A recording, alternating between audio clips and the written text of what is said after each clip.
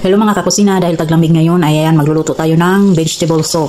Ayan, syempre una, nagisa na ako ng onion. Ayan, napakaraming onion, mas masarap.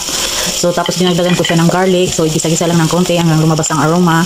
Tapos, lagyan natin siya ng ating pampalasa na chicken cubes. Ayan. Tapos, dinagdagan ko siya ng asin at saka paminta. So, itong ginagawa ko, itansyahan lang ito mga kakusina. Ayon lang sa aking panlasa. Tapos, dinagdagan ko siya ng spices. Ayan. Powder. Then, after nyan, ilagay na natin yung carrots, tapos green beans, at saka zucchini. So, mapino lang yung aking pag-slice ng ating mga vegetables. Tapos, optional lang mga kakusina, dinagdagan ko siya ng macaroni. Macaroni pasta. Tapos, dinagdagan ko rin siya ng corn. Ayan, para medyo colorful yung ating soup. So, takpan saglit. Then, after nyan, kumulo siya, ay nasangkot siya.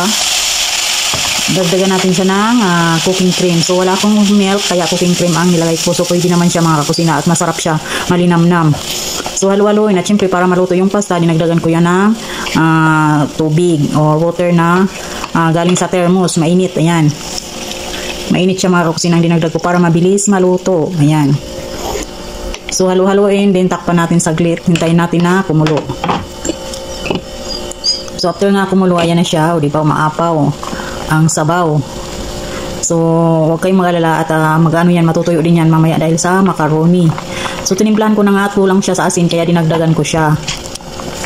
So, after nyan, idagdag pa natin yung ating natirang gulay, yung cabbage at saka coriander leaves. Ayan. So, in-slice ko lang din ng pino. O, diba? Ang sarap niyan. At siya paka-healthy pa. Napaka-healthy pa nitong aking soup. So, takpan lang natin saglit mga kakusina.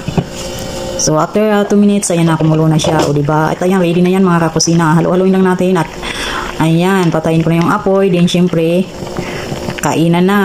Ayan. Maraming sabaw, pero matutuyo din yan. O, ayan na. O, diba? Yan ang sinasabi ko. Natuyo na siya. At may kunting-kunting sabaw na lang. Dahil natuyo siya sa macaroni. Sinipsip ng macaroni yung ating sabaw. So, at ayan, tikiman na mga kakusina. Ang sarap. Perfect talaga sa taglamig. So, at ayan lang mga kakusina for today's video. Thank you for watching.